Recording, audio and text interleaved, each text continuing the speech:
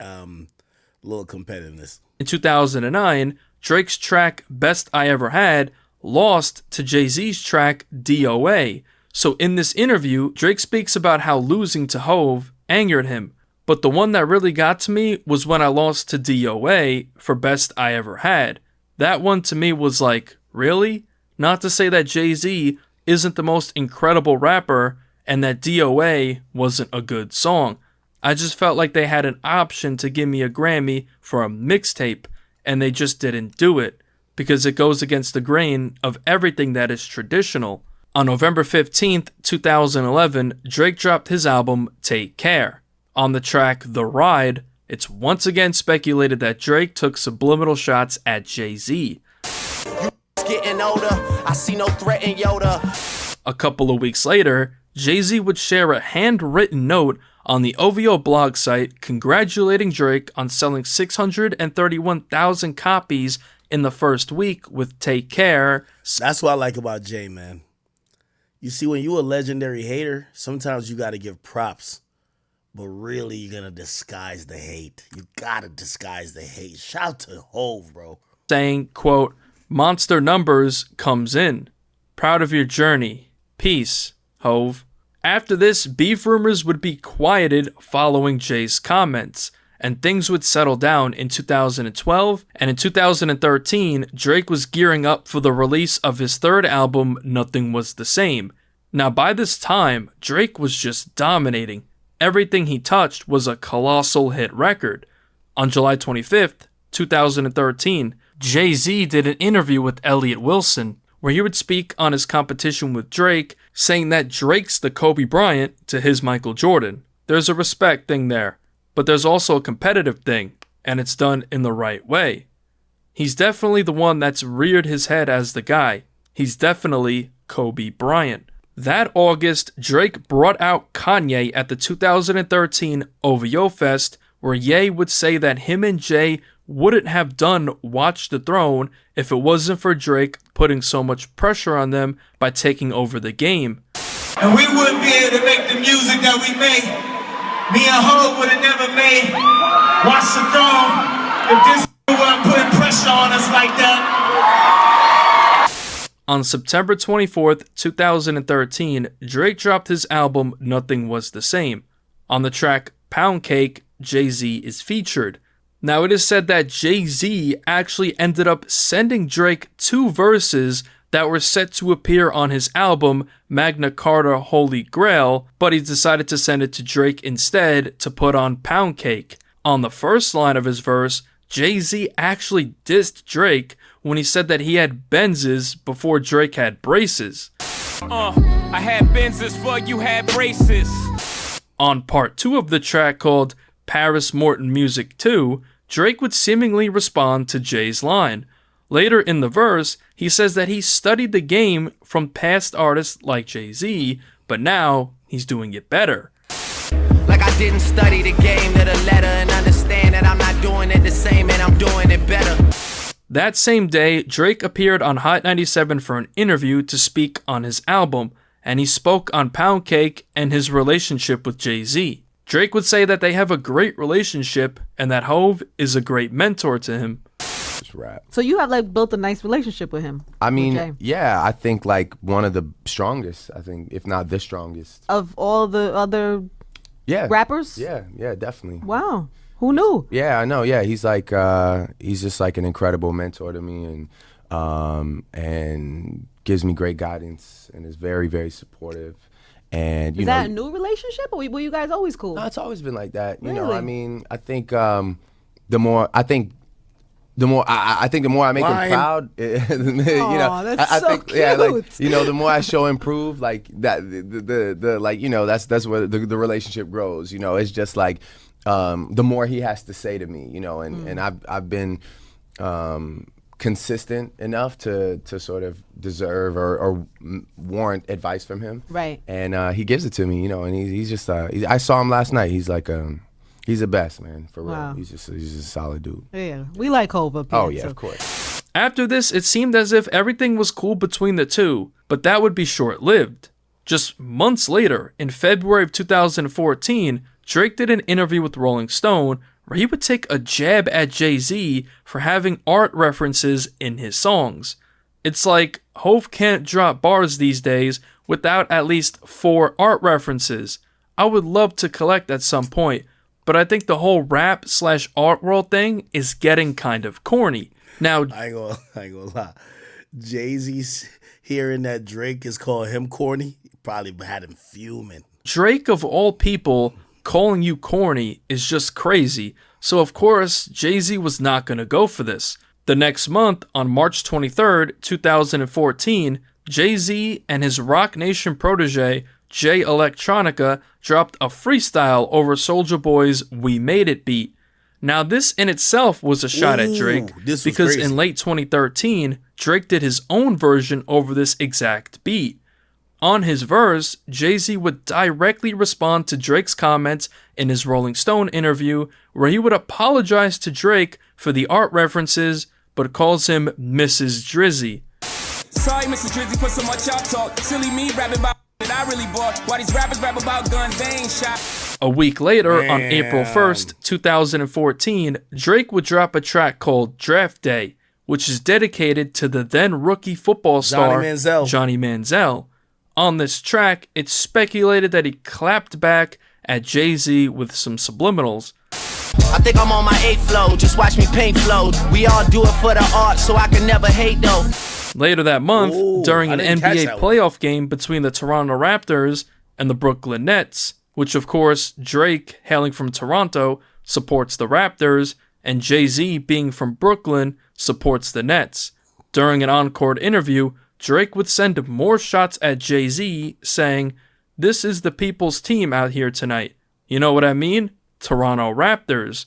Jay-Z somewhere eating a fondue plate. On May 13th, 2014, DJ Khaled dropped the track They Don't Love You No More with Meek Mill, French Montana, Rick Ross, and Jay-Z. On his verse, Jay-Z clapped back at Drake for his disses on his track Draft Day. Haters wanna ball, let me tighten up my drawstring. Wrong sports boy, you know you're soft as a lacrosse team. Fast forward to February 13th, 2015, Drake dropped his album. Those actually, I obviously knew about the Sorry Miss Drizzy for so much art talk. Yeah, I knew that one. Ooh, I didn't know about the last one. If you're reading this, it's too late. And on the track 6 p.m. in New York, he sent more subliminal shots towards Jay-Z, saying that he should be the third member of the Throne duo. You rapping like the Throne should be the 3 of y'all. That same year, in 2015, Jay-Z would announce the relaunch of his newly bought streaming service called Tidal. At the launch announcement, a bunch of big names were on stage, except for Drake. That's because it was reported that Drake turned down Jay's offer to partner with Tidal. According to Billboard, Drake was supposed to be one of the many celebrities that signed on for joint ownership of Tidal at a star-studded launch ceremony back in March, but he dropped out as late as 2 days before the event. Drake seemingly rejected the offer because he did not want to be under Jay-Z and would end up signing a $19 million deal with Apple, which was a direct competitor of Tidal. In the summer of 2015, Drake and Meek Mill would be engaged in a beef, prompting Drake to drop a diss track called Charged Up on July 27th, 2015. On this track, he speaks about signing the deal with Apple and throws shots at Jay-Z's Tidal, keeping in mind that Meek Mill is a Roc Nation artist. Drake uses the word entitled to do a play on Tidal. I'm trying to take the high road. I still got love for my idols. I got me a deal with Apple and I still feel entitled. On January 31st, 2016, Drake would start off the year dropping a track called Summer 16. On this track, Drake took a really disrespectful jab at Jay-Z. I used to want to be on Rockefeller, then I turned into Jay. A couple of months later, on April 5th, 2016, Drake would drop his album Views. That same day, he dropped the track called Pop Style, along with One Dance as singles promoting the album. The tracks were released for exclusive digital download on iTunes. On the single version of the track, Pop Style features the duo of Kanye West and Jay-Z, listed as The Throne. On this track, Jay-Z just did a single line, not a verse. Now on the album itself, Drake did his own version of the track, leaving Jay-Z and Ye off it. Drake would later explain why Jay-Z only had a single line on the track the next month in an interview with Zane Lowe. Of course, people want to hear Jay-Z rap, so hearing him do 2 lines might be frustrating to a certain audience. That's just landed in my lap. I just dealt with it accordingly. It didn't play out how I wanted it to as far as business or whatever goes, so I figured it would be easier to go with my version. Sometimes we just fall on opposite sides of the spectrum. It's always mutual respect, but sometimes it has to be from afar. According to Kanye, at a show during his St. Pablo tour in October of that year, the track was scrapped from Drake's album due to streaming politics with Apple and Tidal, also out of respect for Meek Mill. But then it went out of that territory, went into some Tidal, some political about percentages on songs. That summer, on June 26, 2016, DJ Khaled dropped his track I Got the Keys with Future and Jay-Z. Throughout the track, Jay-Z took more subliminals at Drake. On the first verse, he opened up responding to Drake's Summer 16 jab, saying that he can't be him until he owns his masters. So he's asking me the key. Till you own your own, you can't be free. Till you own your own, you can't be me. On the second verse, he once again sent subliminal shots at Drake. In real life, they like me. In real life, I'm like, no. A couple of months later, on October 23rd, 2016, Drake and 21 Savage dropped their track Sneakin', and on his verse, Drake sent subliminals at Jay-Z for saying that he has to own his masters to be like him. He says that Jay didn't own his masters right away, which is true because Jay-Z didn't own his masters until 2015, so Drake says to have some patience and he'll be right there with him. You ain't on it right away, you had to wait on us. Man, I'm only 29, had some patience with us. A couple of months later, on February 12th, 2017, DJ Khaled dropped the track Shining with Jay-Z and Beyonce. What's also forgotten about is that Jay popped up on these Khaled records and gave those moments because he used that to sign Khaled to Rock Nation. Remember, Khaled was on Rock Nation. On his verse, for management. He was managing. He managed Khaled on Rock Nation, and he gave Khaled like a bunch of verses. Jay-Z sent subliminal shots back at Drake once again, referencing the Summer 16 record. 12 solo albums all platinum. I know you ain't out here talking numbers right. I know you ain't out here talking summers right. Later that year, in November 2017, Jay-Z was on his 444 tour, and he decided to pay homage to Drake, remixing his tracks Know Yourself and KMT, while Drake was actually in attendance in Toronto. After this, people would think that the beef would be squashed, as the two appeared to be on good terms. The next year, on June 29th, 2018, Drake dropped his album Scorpion, and on the track Talk Up, Jay-Z would be featured. One line in particular I want to mention was at the very end of Jay's verse.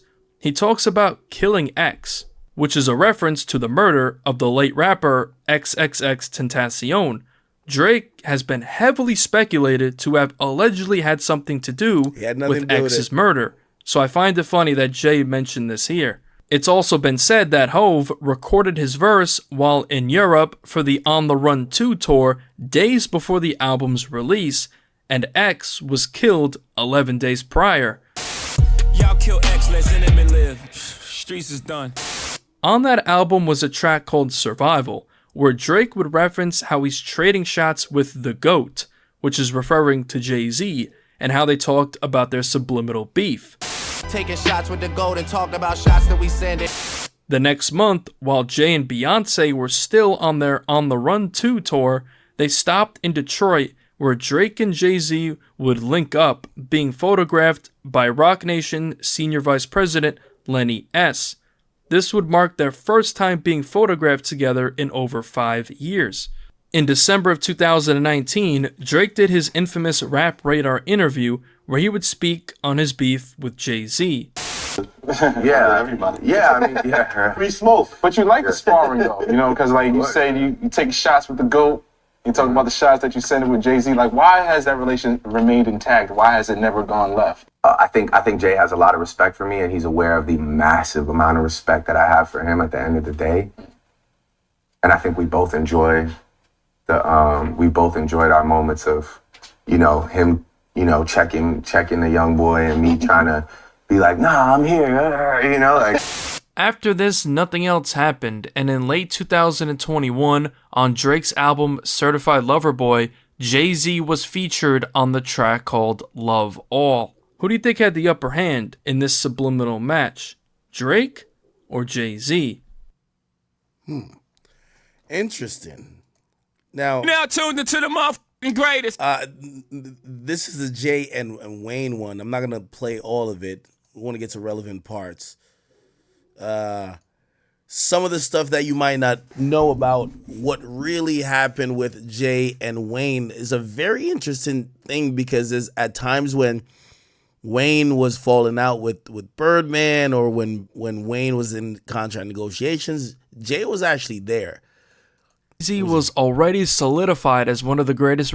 On the third verse of this track, Jay-Z says that he's gonna drop the Black Album, then retire as the best rapper alive. I dropped that Black Album, then I back out it as the best rapper alive. Later that year, on November 14th, 2003, Jay-Z dropped his quote-unquote final album, The Black Album. After this, Lil Wayne saw that the throne was for the taking. Since I think that's when is Carter one at that time? Wayne goes on a run from 2004, I want to say mid 2004, to like 2008, obviously culminating with Carter 3 or whatever. All these mixtapes, like he goes crazy, bro. Since Jay-Z was now retired from hip-hop. Now, something that's definitely worth noting is that Jay-Z is one of Lil Wayne's favorite rappers of all time, and Wayne looks at Jay-Z as his idol. So this also could play a factor in this back and forth. Now, everything was cool between Jay and Wayne initially, but after Jay dropped the Black Album is when things would go left. In 2003, Lil Wayne was gearing up to drop his fourth album, which would be the first installment of the Carter series. The album was originally supposed to drop in late 2003, but would be delayed due to Wayne's change in direction of the music, and some of the featured artists that were on the album weren't with Cash Money, so he put the unfinished album on a mixtape called The Drought, which dropped on October 2nd, 2003. Lil Wayne would then start making his fourth album, The Carter, all over again. On February 1st, 2004, Lil Wayne dropped his mixtape The Prefix, and on this mixtape he pays homage to Jay-Z by rapping over several beats of Hove's. On April 17th, 2004, Lil Wayne dropped the first single for The Carter, which was a track called Bring It Back, featuring Manny Fresh. On the outro to the track is when Lil Wayne would take the first official shots at Jay-Z on wax, when he said this. The best rapper alive since the best rapper retired. Wayne was claiming his spot as the best rapper alive since the best rapper retired, a clear shot towards Jay-Z, and this is when the beef would officially begin. I don't think that's a shot, though. Best rapper alive since the best rapper retired. So you're basically acknowledging that Jay the best. You're just saying you're the new best. But Jay-Z was still retired, and in 2004 would become the new president of Def Jam, so he didn't respond, of course. A couple of months later, on June 25th, 2004, just 4 days before the Carter dropped, Lil Wayne sat down with IGN for an interview. In the interview, Wayne was asked about the line at the end of Bring It Back. In quotes, "You got a line at the end of Bring It Back where you say best rapper alive since the best rapper retired. That's a pretty heavy boast to lay down on wax. Do you think anybody is going to test you on that?" Wayne responded saying, quote, "We have yet to see. If anybody does try to test me, then I swear to you I'll eat him for breakfast, and I'll tell you how it was next interview." Then the interviewer asked, "Will you eat him with milk?" Pause. To which Wayne responded saying, quote, "Nah, I don't need nothing to digest it down with. They are weaklings." 4 days later, on June 29th, 2004, Lil Wayne dropped his fourth album, The Carter. During this time, Destiny's Child were gearing up to drop their fifth and final album as a group called Destiny Fulfilled, which was set to drop in November of that year. Now, if you know, Beyonce is a part of Destiny's Child, which of course is Jay-Z's wife. One of the singles from the album is titled Soldier, featuring T.I. and Lil Wayne. Now, it's been said that Jay-Z actually was the one that requested Lil Wayne to be featured on this track, so Hove was definitely paying close attention to Weezy. After dropping The Carter, Lil Wayne's contract with Cash Money was fulfilled, and he was now a free agent. So in December 2004, the then president of Def Jam, Jay-Z, was trying to sign Lil Wayne to Def Jam/Rockefeller. Lil Wayne ultimately declined Jay's offer, and on February 7th, 2005, Lil Wayne resigned with Cash Money Records. Wayne told MTV News about declining Jay's offer, saying, quote, "It was very tough, but you know, I'm a loyal dude. I stick with the fam. But I hope we could do something in the future with my fam and his fam." Jay-Z would speak on the meeting he had with Lil Wayne on a Breakfast Club interview years later in 2013. The truth is, after I had a meeting with Wayne, I had a relationship with Baby, so I felt it was only right to call him. Mm-hmm. I called him out of respect, like, yo, I was talking to Wayne, just letting you know. So after that, I think we received a letter at our office for like torturous interference. Whoa. And I was like, whoa. Was it sports? They do that? I could have signed him. I could have signed him and then told him after, but I did the right thing, and I'm cool with that decision. In 2016, Lil Wayne did an interview with Shade 45 Sirius XM where he recalled a meeting he had with Jay-Z about signing to Def Jam and Rockefeller, where he claims that Hove only offered him $175,000. Lil Wayne also spoke about signing with Rockefeller/Def Jam in 2005 in an interview with Smack DVD on his tour bus. And it's been in the press and streets talk. She was recently about to go to Def Jam. This nigga Hove. You know what I'm saying? What was that about? Yeah.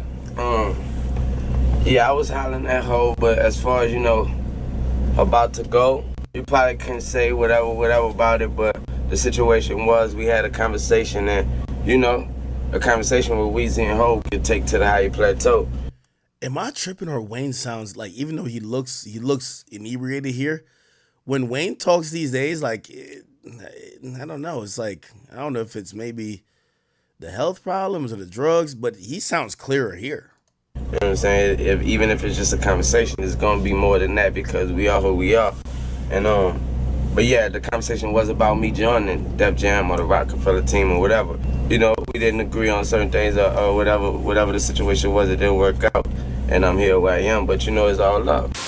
As rumors were spreading about Wayne signing to Def Jam/Rockefeller, somewhere in 2005, Lil Wayne was performing at a club in Jackson, Mississippi, which was being aired on WJTV-12 CBS, dubbed as the Admission Granted special, where he would say that he's now a Def Jam artist, and the next time we see him, he'll be with the boy Jay-Z. I did that as long as I could do it. I'm a Def Jam artist now, man. So next time you see me, I'm gonna be with the boy Jay-Z, you understand me? Now, obviously, this never ended up happening, so maybe Wayne was just trying to trick the media into thinking he was signed to Def Jam. Later that year, on December 6th, 2005, Lil Wayne dropped his album The Carter 2, and on this is a track called Best Rapper Alive, where Wayne once again boasts about being the best rapper alive. The next year, in 2006, Lil Wayne did an interview with Music Choice, and he spoke on his track Best Rapper Alive, saying that he got no flack for the track, and says that Jay-Z didn't give him no flack for it either. I ain't getting no flack from that. Of course from the haters, but from the man. from Jay. I ain't nobody, he propped me up when he see me. They gave me a lot of confidence to put a new song out called The Best Rapper on my album. In another interview in 2006, the interviewer said that one of the tracks on the Carter 2, called Shooter, could be Wayne's version of Hard Knock Life. Wayne responded saying, quote, "Me and my homies, we sit around, and even with the success of this album, we still sit and say, I need that Hard Knock Life song. I need that song that got Jay over that Hard Knock Life song. And for you to just say that is on my album that's already out, that's amazing, man." On May 22nd, 2006, Lil Wayne dropped the second installment of the Dedication series mixtape, Dedication 2. On the skit, I'm the Best Rapper Alive, Wayne once again reminds everyone that he's the best rapper alive. In 2022, at the BET Awards in LA, DJ Drama was interviewed by Hip Hop DX on the red carpet, where he said that he helped Wayne write the script for that skit, saying, quote, "At the time that was coming off of Hove, saying hands down he was the greatest, here comes Tunchi, staking the claim and putting the crown on him." That summer, in June of 2006, Jay-Z announced that he would be coming out of retirement at the age of 36 and was dropping an album that fall titled Kingdom Come.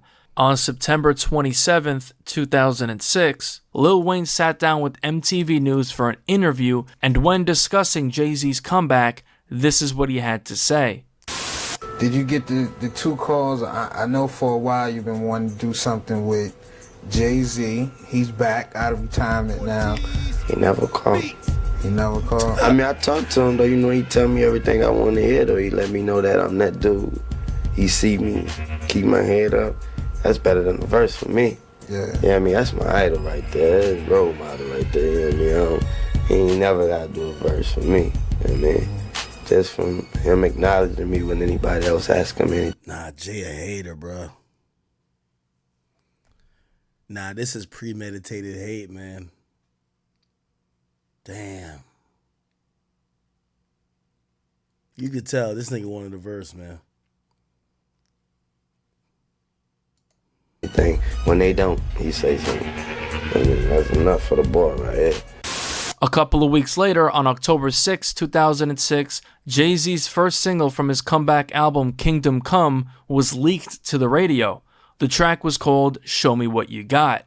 The track would officially be released as the first single to the album on October 30th, 2006. On this track, Jay-Z warns all the rappers in the game that he's back, with a line calling himself the Michael Jordan of rap. I'm back. I am the Mike Jordan of recording. You might want to fall back from recording. Now keep these bars in mind because it will come into play shortly. On November 21st, 2006, Jay-Z dropped his comeback album Kingdom Come. This album was trash. Garbage. I think it dropped in 2006. Even though I did like Lost Ones. Lost Ones was a fire song. That was him basically saying that he was trying to keep up with Beyonce and that he bought his nephew a car that he passed away in. I like that song. The title track, titled Kingdom Come, on the intro, Jay-Z calls himself hip-hop savior, alluding that hip-hop has been dead since he left. Not only NYC, I'm hip-hop savior. Track 11 is a track titled Trouble, and on the third verse, it's heavily speculated that this entire verse was a subliminal diss towards Lil Wayne. Throughout the entire verse, Jay is talking to someone he refers to as Lil.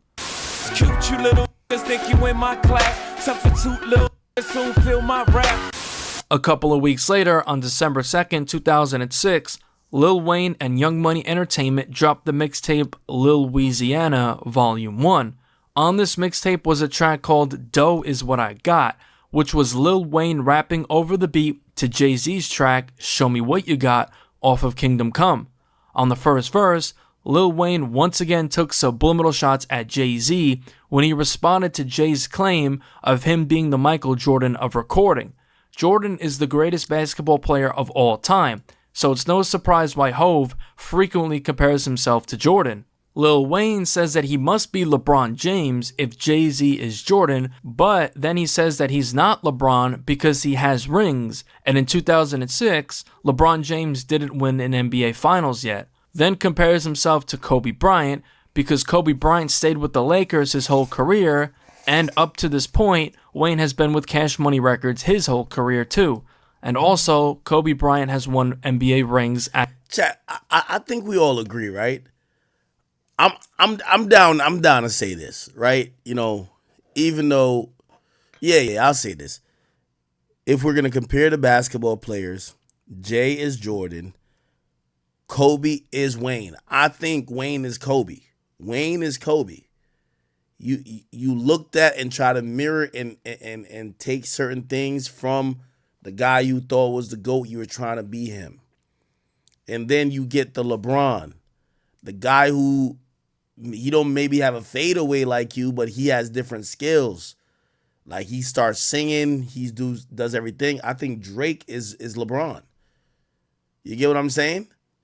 Now here's the thing, and this is one of the reasons why I'm big on Wayne getting his flowers, is because rest in peace to Kobe.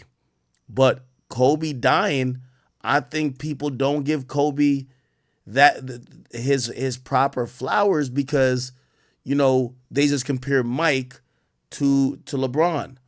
And also here's the thing too, this is why as you go along in life and you're watching sports, at some point you gotta hit your idol with the Allen Iverson crossover.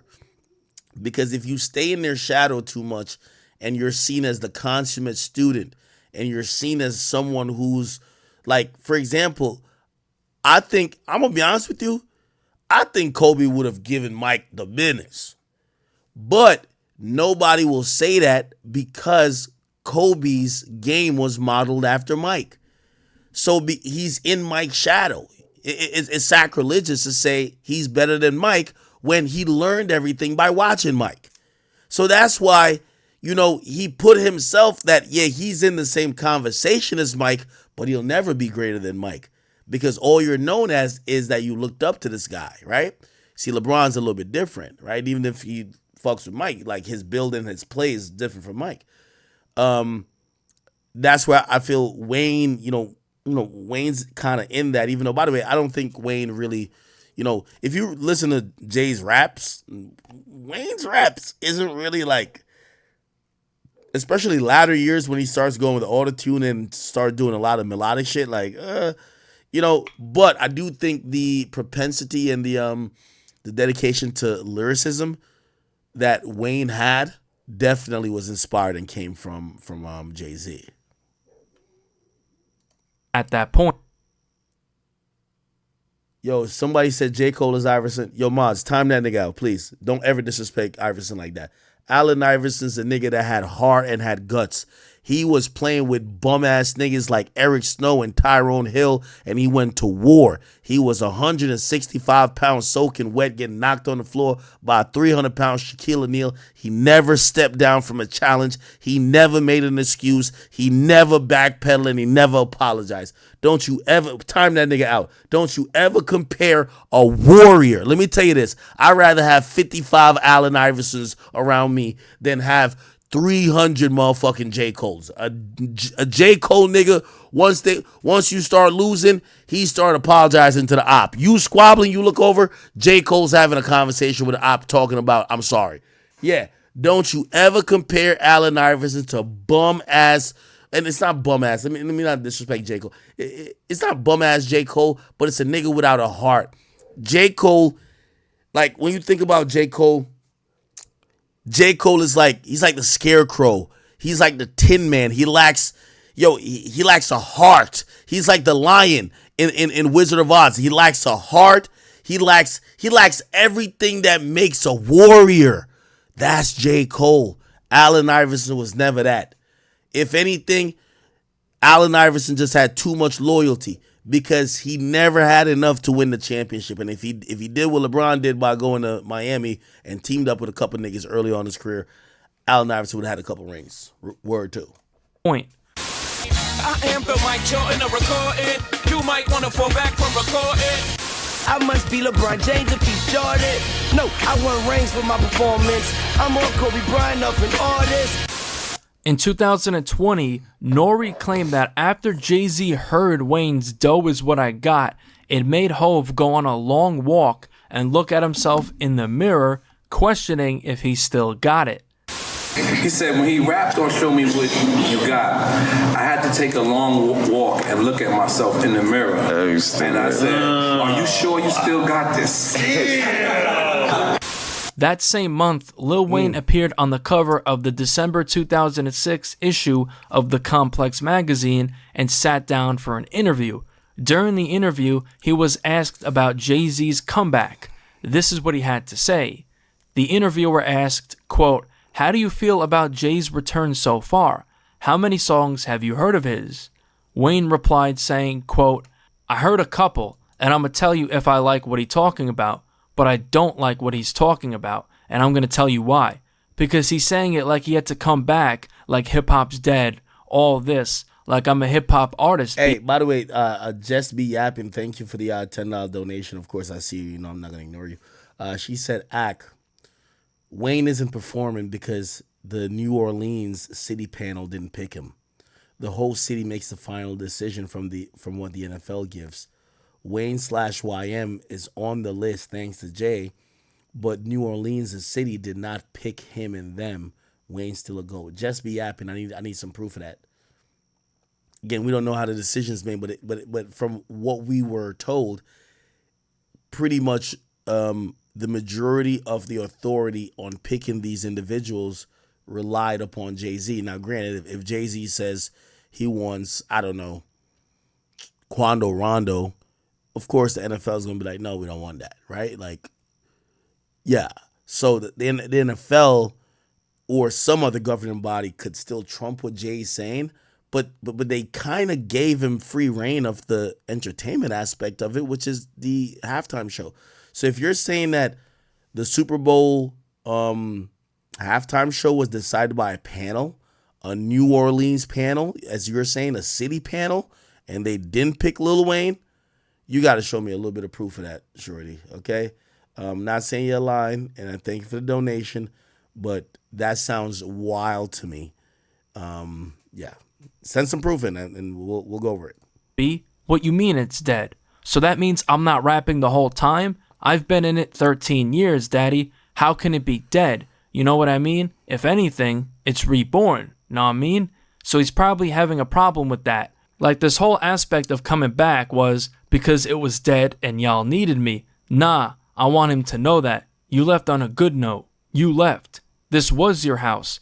All the people in the house, all the artists were saying, yo, this is Jay's house. He's bowing out gracefully. We all say he's the best. All the players say, you the coach, you're the best. We love it. You bowed out. You come back and this is still your house? Nah, we effed the bitches in your bed already. Nah, I mean, it's not your house, Daddy. And I just want him to know that. That's from a competitive level. You know what I mean? That's not no beefing or no hating shit or nothing like that. It's just I'm a rapper. And he always capitalizes on rappers being very confident about themselves.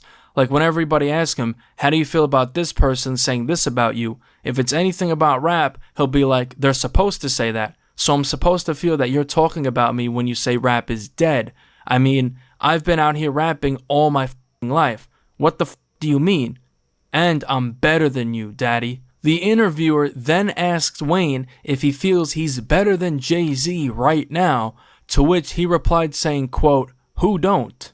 After this interview got out, people started talking about Lil Wayne's comments about Jay-Z, and rumors began spreading like wildfire that these two were now publicly beefing. Fast forward months later, in April 2007, Lil Wayne graced the cover of the April 2007 edition of the XXL magazine, I remember this cover, where he would sit down with them for an interview. In the interview, Wayne would apologize to Jay-Z about his comments in his Complex interview in December, saying, quote, I'm glad you brought that up, because I want to apologize to Jay and his family and friends, because I was asked that question, and they put it in there like I was just feeling like, oh, you know what? I'm better than Jay. Ooh, by the way, thank you to Tupac Archives for the 10. He says, yo, please have Martin Shkreli come back and play the rest of the OG Carter 5.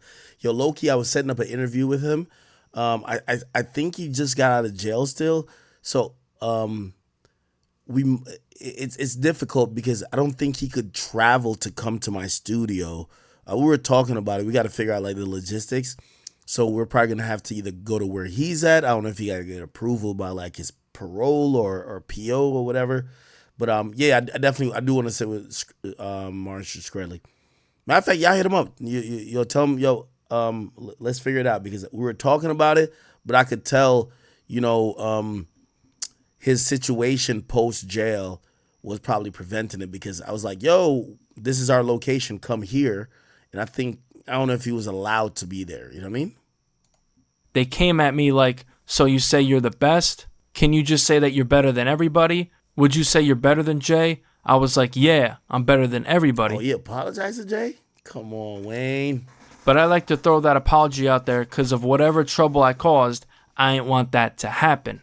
That same month, on April 13th, 2007, Lil Wayne dropped his all-time classic mixtape, The Drought 3, which included his Dough Is What I Got track. Now, the king of subliminals, Jay-Z, was not going to just sit back and not respond.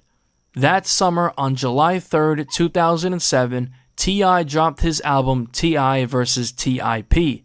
Track 7, titled Watch What You Say to Me, features Jay-Z, and at the end of his verse, he sent subliminal shots back at Lil Wayne. Hope said that he hears Wayne baiting him into replying. I hear you baiting me lately. I've been doing my best just to say hey to free still. That's what you say to me. Jay-Z then says he's going to take up Lil Wayne on that offer if he keeps throwing subliminals, meaning he's going to engage in this rap battle. Then Hope said that he's going to replace Birdman as Wayne's father. Sooner or later I take you up on your offer and put you all in your place like I'm replacing your father. And says that his DNA is in Wayne's music because Lil Wayne has said that Jay-Z inspired him a lot. You're talking to the author, the architect of the blueprint, my DNA in your music, motherfucker. After this, the beef rumors were running rampant, but something weird happened later that year. On November 6th, 2007, Jay-Z dropped his album American Gangster, and on the track Hello Brooklyn 2.0, Lil Wayne is featured. This marked the first official collaboration between Weezy and Hove. This track was originally just a solo Lil Wayne track, most likely to appear on the Carter 3, but according to Wayne in an MTV interview, he said, quote, Jay heard the song some type of way. When he heard it, he said, ask the homie if I can get this. More honored than offended, it was an easy answer. When I asked the question, I told him it wasn't even a question. He's got it. Everybody in the world knows how I feel about Jay. He's the king. Utmost respect. That same month, you know what, a lot of these relationships, and I think, as you go along in life, you'll learn you can't look up too much to a nigga because you'll always get blinded by your admiration and your respect for them, and you'll start to ignore their blatant disrespect for you, right? I think that's the same thing that Kanye had with Jay. He's like, my big brother was Big's brother. Then he was talking about how the whole time he's talking about how Jay's hoeing him. You know what I mean? Like, these guys are looking up to Jay, but really, they're just chronicling how Jay is disrespecting them. Jay-Z was performing at the Hammerstein Ballroom in New York City at his American Gangster concert when he would bring out Lil Wayne as the two both performed Hello Brooklyn 2.0 together. After the performance, Wayne and Jay shut down beef rumors when Wayne pointed to Jay, calling him the best rapper alive, then pointing to himself and said that he's the next rapper in line. The best rapper alive, the next rapper in line. After that, everything seemed cool between the two. The next year, in 2008, Lil Wayne would be on fire as he began the rollout to his album The Carter 3. On March 13th, 2008, Lil Wayne dropped the first single to the album, a track titled Lollipop. This track would be Wayne's highest charting single up to this point, peaking at number 1 on the Billboard, becoming Lil Wayne's first single to reach number 1. After this, it was clear that we were officially in the Lil Wayne era, as he was easily the hottest rapper on the planet commercially. And oh, by the way, I seen somebody just send a donation. Who was that? Yo, Freak the Gemini, thank you. By the way, you're gonna be the reason I send out a text right now. You say you think Lil Wayne was denied because he would have brought Nicki Minaj and Drake out to perform like Nicki claims. Yo, his manager texted me. I'm gonna ask his manager. So, hey, Freak the Gemini, I'm gonna get an answer for you, but the reason why I'm doing this is because of you, just to let you know. You just brought up a good point.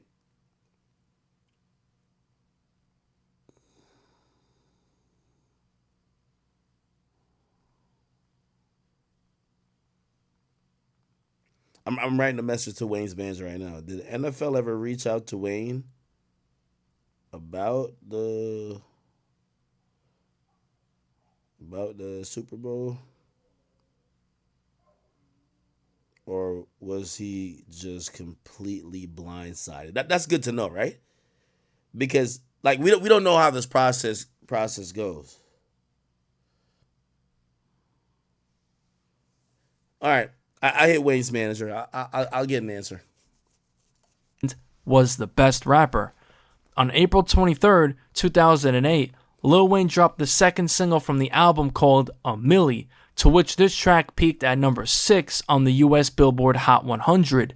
In the summer of 2008, Jay-Z would end up doing his... Furlan Gaming, you say NOLA votes for Kendrick? Where is this thing where y'all saying New Orleans voted for Kendrick? Like, who the fuck said that New Orleans voted for Kendrick?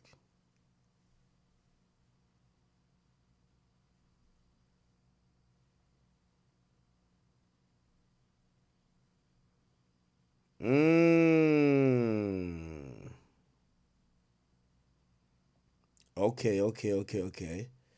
All right. So, we're getting a little bit more information here. Hold on.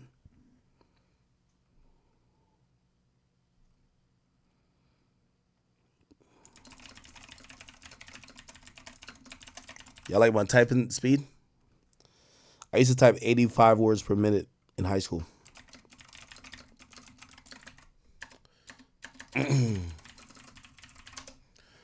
Okay, all right.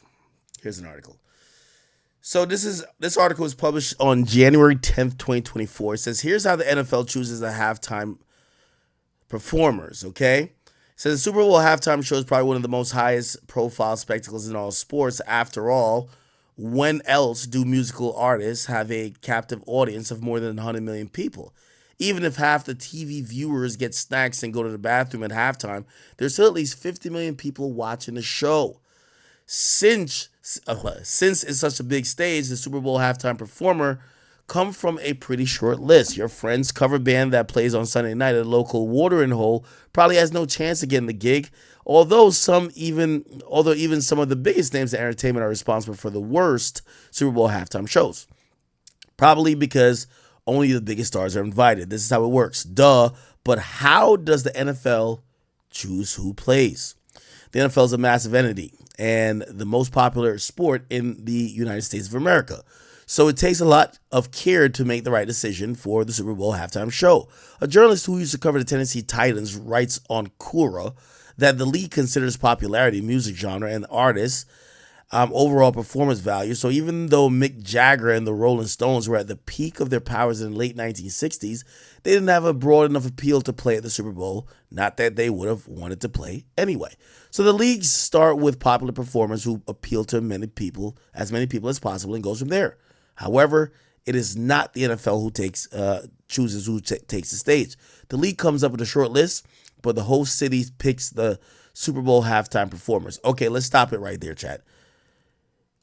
Let's stop it right there. They're saying that a journalist who used to cover the Tennessee Titans writes on Quora, whatever that website is.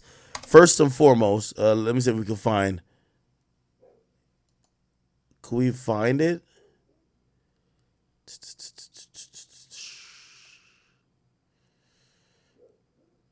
No. Okay, I'm trying to find it.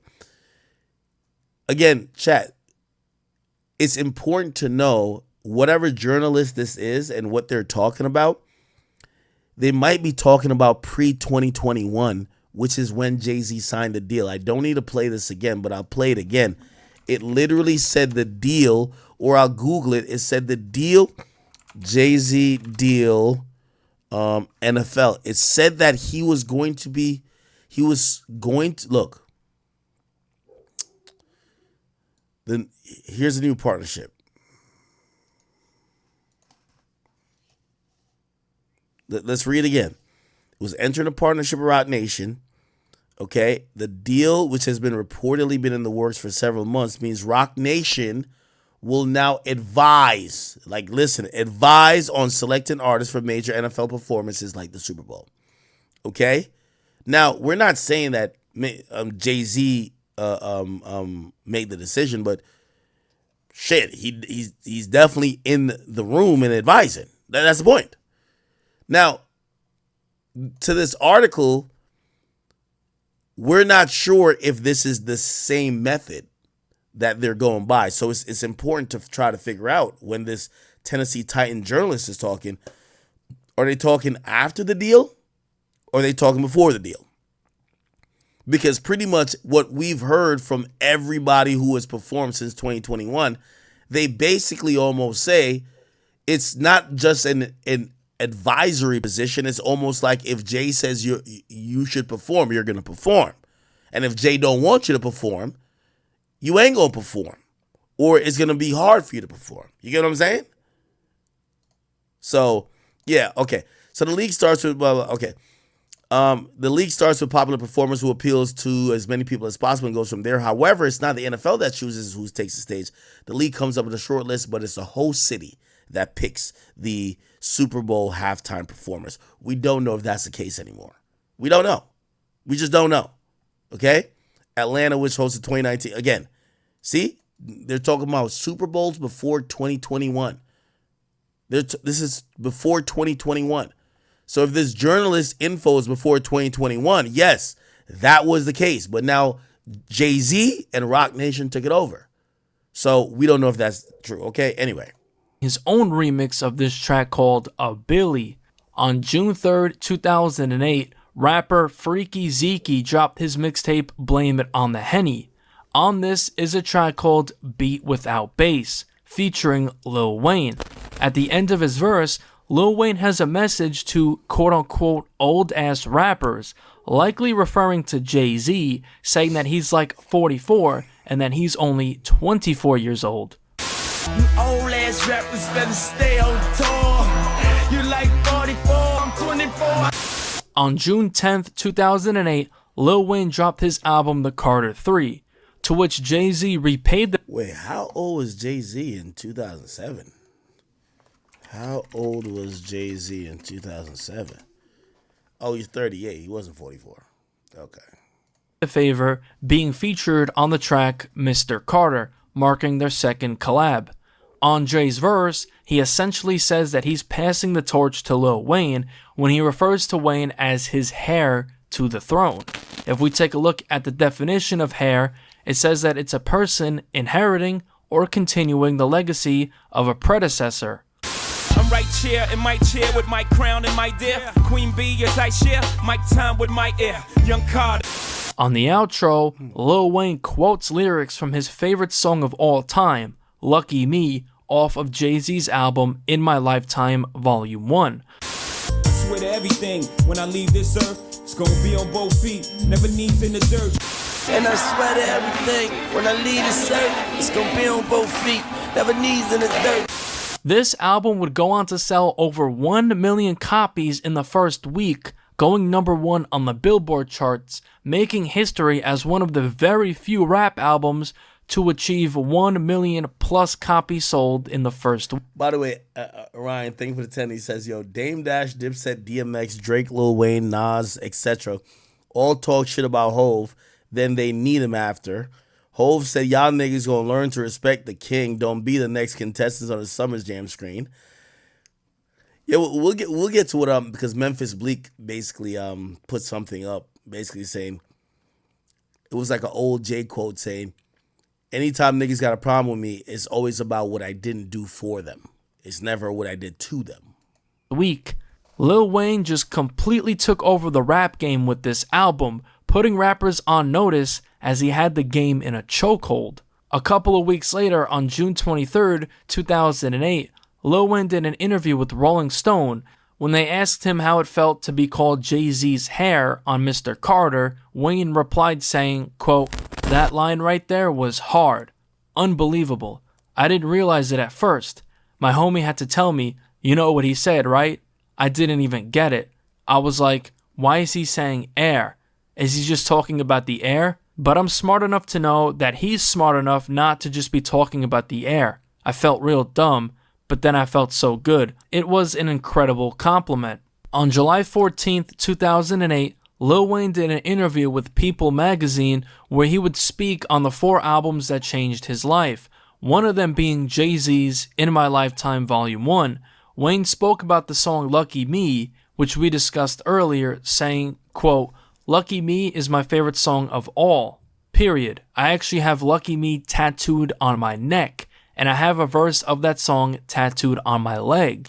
Now, Lil Wayne does in fact have Lucky Me tattooed on his neck and lyrics on his leg. That year in 2008, T.I. was gearing up to drop his album Paper Trail. On September 6th, 2008, T.I. and Jay-Z dropped the track Swagger Like Us, to which they recruited Kanye and Lil Wayne to be featured.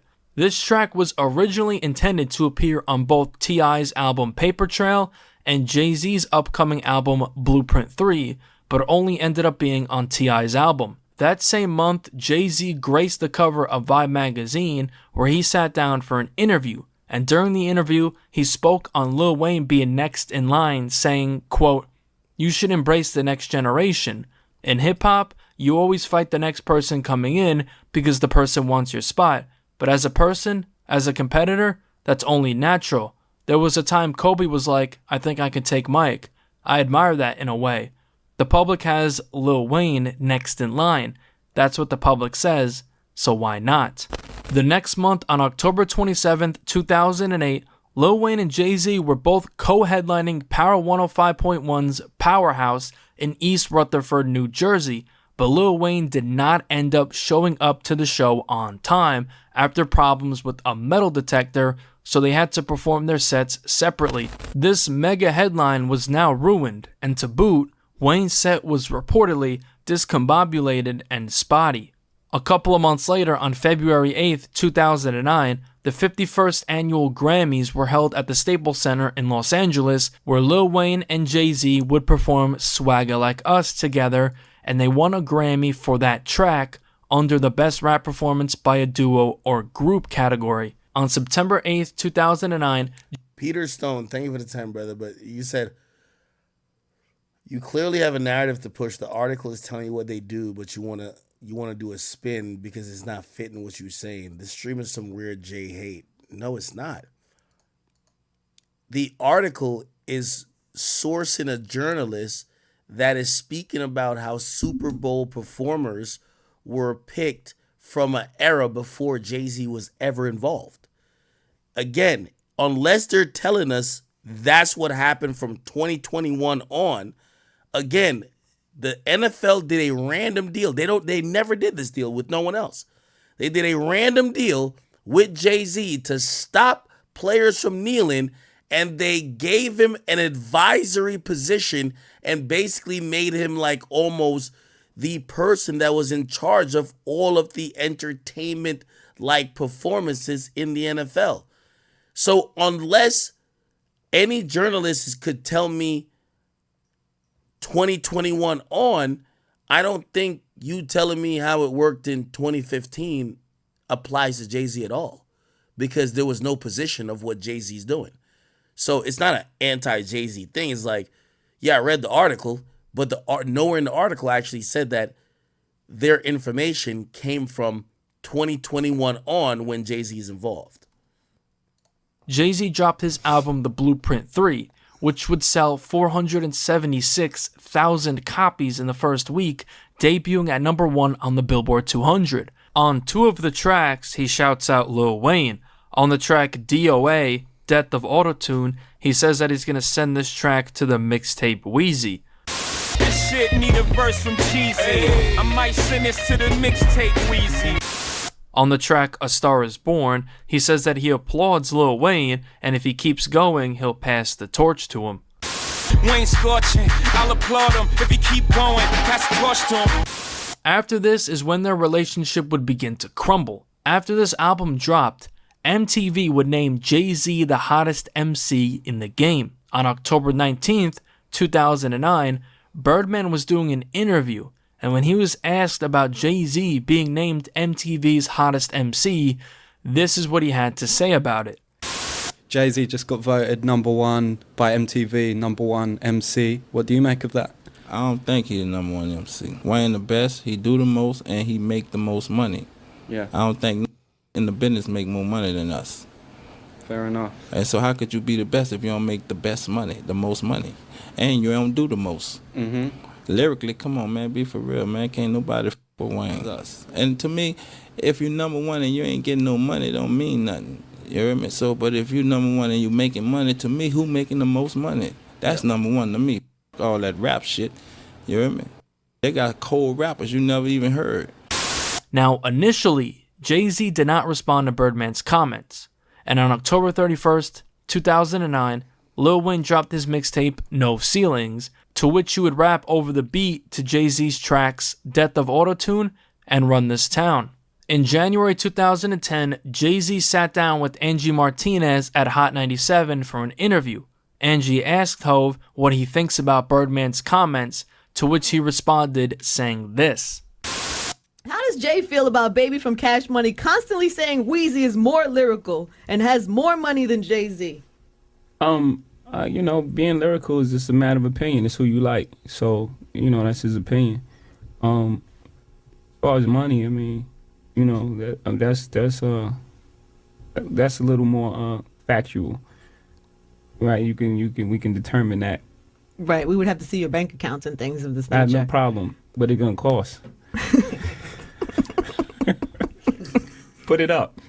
If he's that confident, I give him a little glimpse. It's crazy. I give him a little glimpse. Check that out. Man. Cut it out. Knock it off. But as far as being lyrical, I mean that's from one's. That's for the viewers. That's anybody's. Yeah. That's everybody. That crystallizes Jay-Z right there. That just contextualizes it. Obviously, he's an amazing artist and probably one of the best. Not probably one of the best. He's one of the best, like one of like three. But the reason why he's a great businessman, even he knows, even as great as he is musically, that's subjective. When it comes to business, that ain't subjective. So if he believes that, then I respect that, and that's his guy. So he's supposed to ride with his guy. So I don't have no problems with that. I have no problems with nobody. It's my positive. I want this to be my most positive year. I don't want no problems. Beyonce and Jay-Z earned $122 million, becoming the highest earning. Right after that. Huh? Right after that. Right so I'm saying black and white is ink, baby. I'm just having fun.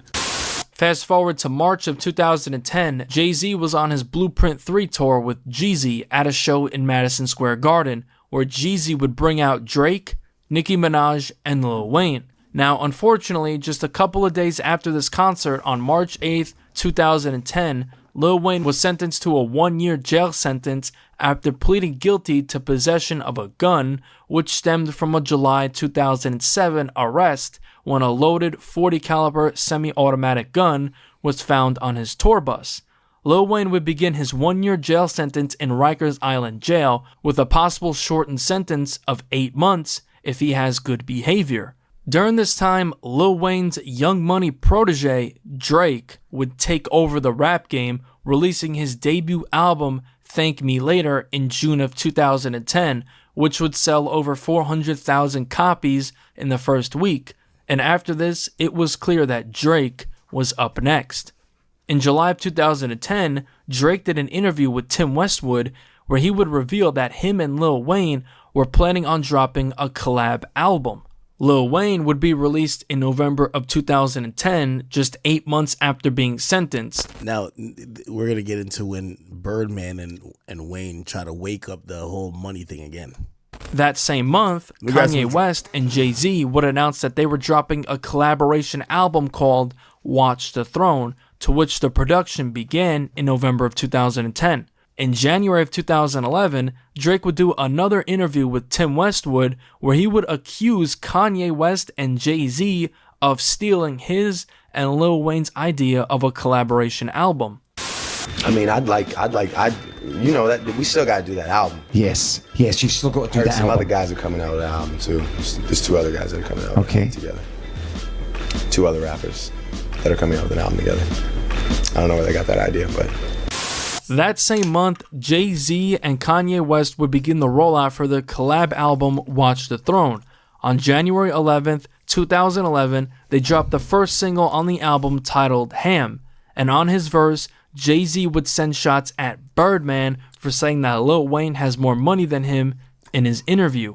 He directly mentions Birdman's nickname, Baby, and says that they don't even have as much money as his wife, Beyonce. Really half a billion, really, you got baby money. Keep it real with niggas ain't got my lady money.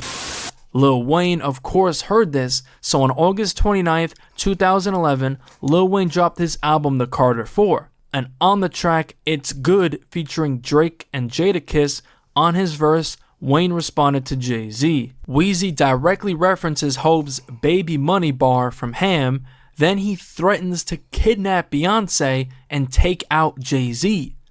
Talking about baby money, I got your baby money. Kidnap your, get that how much you love your lady money. Jay-Z would later speak on this in his Breakfast Club interview in 2013. How close were you to really spanking Wayne when he threw that shot at the wife? Nah, it was alright. It's part of you know, the sport and the competition. I didn't take it serious. I didn't view it as a threat, but I didn't take it as a real threat. I took it as a flip of a line. Lil Wayne would also do an interview later in 2011 with Sway, where he would speak on Jay-Z's diss on Ham. You ask him about the Jay-Z line? I wouldn't ask him about a Jay-Z line because he's not Jay-Z. Is that something you would react to as an MC? Actually, the subject that he's talking about in that line, I can't box with the guard with that. You know what I mean? And I'll be the first one to tell you that. Given my wit and the type of person I am, I'll capitalize and I'll play off of it. Fast forward to January 2012, Birdman did an interview with the Big Boys Neighborhood where he would speak on the issues between himself and Jay-Z. Is there an issue with you and Jay-Z? Like Jay-Z said something in the record Ham. He was saying, you ain't got baby money, you spending baby money. Is there an issue? Not with me, but I don't know how he feeling, but we just doing what we do, you know? We ain't tripping. We spending baby money. That's how we live. The next month, on February 12th, 2012, YMCMB hosted a pre-party for the Grammys, and during this, Lil Wayne got on the mic to spit a few bars, where he would diss Jay-Z and Kanye when he directly mentions Watch the Throne. And other than that, I ain't really got nothing else to say, but I met a bad red bone. I took the home. I asked her what she want to watch. She said, surely not the throne. Oh, I never seen this. Yo, Birdman looked like a proud father, man. Throwing up that blood sign. Surely not the throne. Drop mic moment. Look at Mac Mean.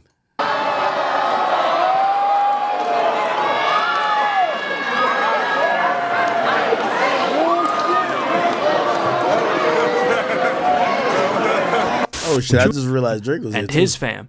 Jay-Z would speak God damn it.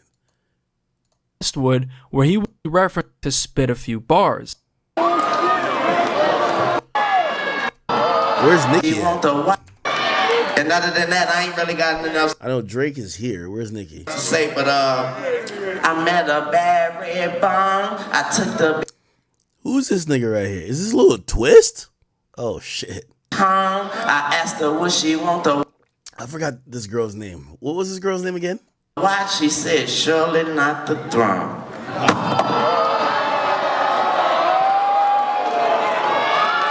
Nah, Wayne stand on business.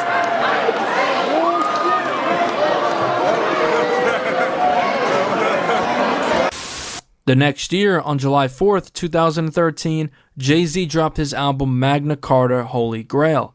And on the track La Familia, he responded to Wayne saying he was going to kidnap Beyonce, telling him good luck on trying to kidnap her. Just wanna kidnap white feet. Good luck with that, bruh. After this, the beef would begin to die down as Wayne never responded to these lines. The next year, Lil Wayne was gearing up to drop the 5th installment of the Carter series. On May 15th, 2014, Lil Wayne dropped what would have been the second single on the album, a track called Douce. Now, if you know, Douce was the liquor brand Jay-Z was endorsing at the time, having stake in the company. On the intro to the track, Wayne shouts out Jay-Z. Ho, what your boy? On July 3rd, 2014, Lil Wayne did an interview with MTV where he would explain why he shouted out Jay-Z on the track, saying, quote, "We was just on that Douce heavy. I don't write none of my music. I don't write it down. So I just go in there and say whatever come to my mind. So what came to my mind that night was what was on my mind that night." The Carter 5 would end up being delayed due to Wayne going through troubles with Cash Money, which is for a whole separate video. The next year, in 2015, Lil Wayne and Jay-Z would partner exclusively to drop his next album called the Free Weezy album exclusively on Tidal, which was the streaming service that Jay-Z was endorsing with stake in the company. The next year, in November 2016, Lil Wayne was performing his track I'm Me at the Camp Flog Gnaw Music Festival, where he would change the lyrics saying he's a Rockefeller millionaire instead of Cash Money millionaire. Rockefeller millionaire.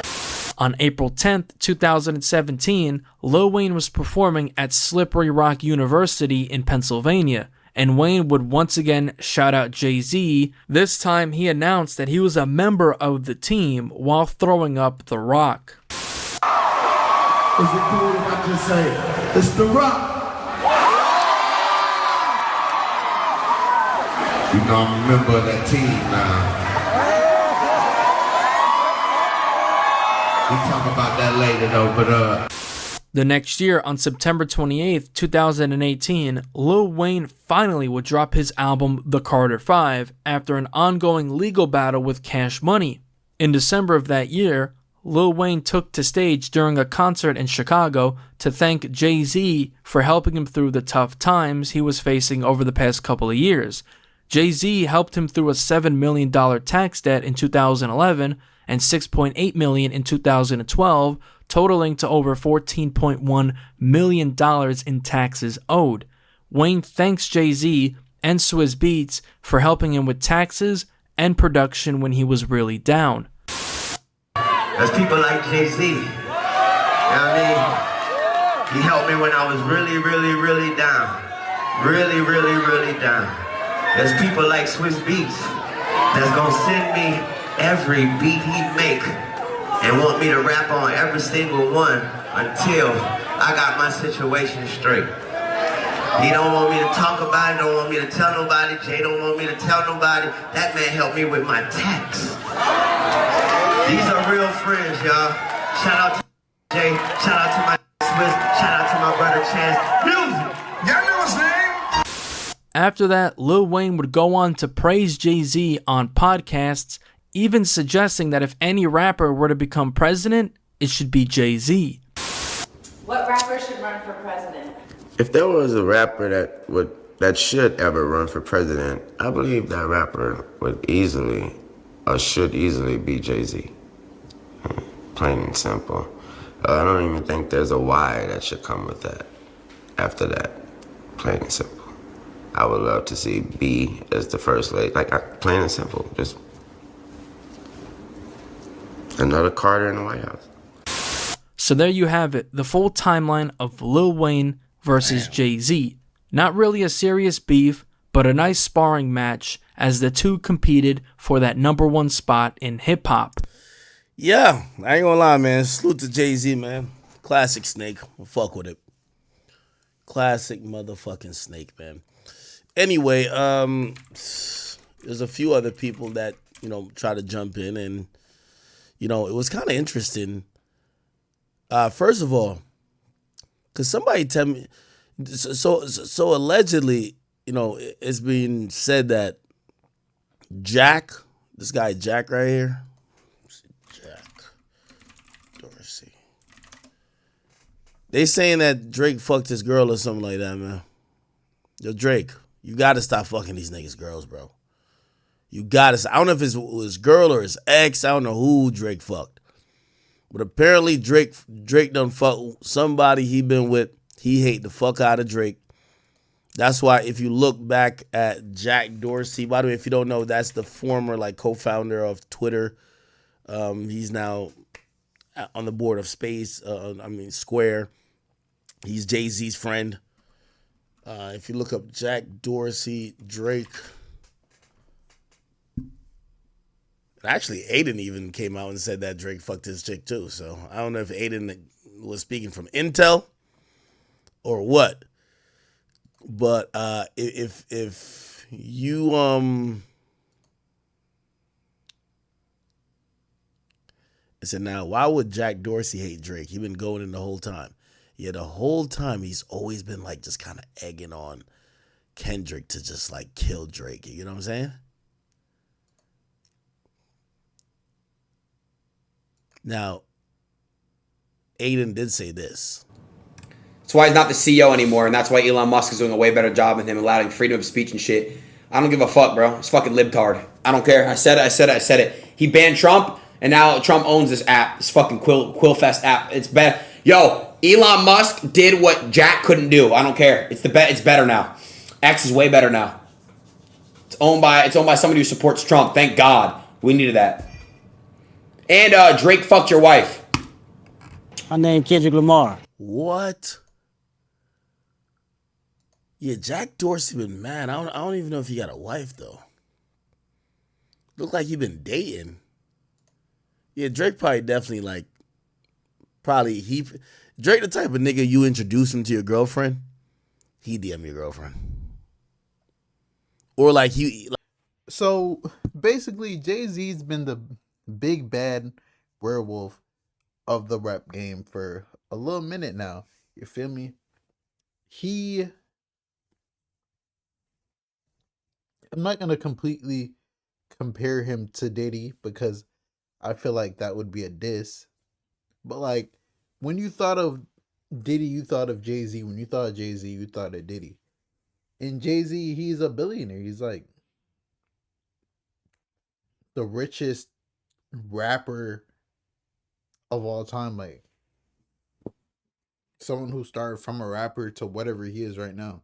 And it really should have been Kanye, but hey, Kanye's mind is not in the right place, so yeah. But man, Jay-Z, he's running everything, he's running the who performed at the Super Bowl for the NFL. And man, if my honest opinion is, I feel like Kendrick Lamar, he's not a bad person to headline it, but you definitely should include Wayne in there. And you feel me? That's so disrespectful. Every time it's in someone else's city, you're bringing out the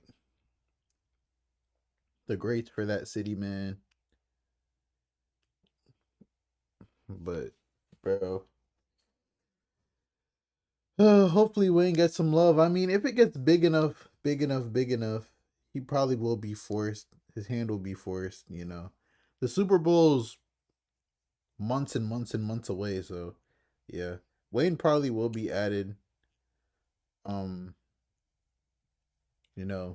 Kendrick, one of the biggest, and Lil Birdman's probably rubbing his hands, hoping that Lil Wayne goes on there, because Lil Wayne goes on there, you know, anyone who goes in the Super Bowl, all their streams go up, so he's getting paid from it. But yeah, bro, Jay-Z's really running everything. Let me know how you guys feel about everything. It's your boy Big Act News. Make sure you like, comment, subscribe, and I am out.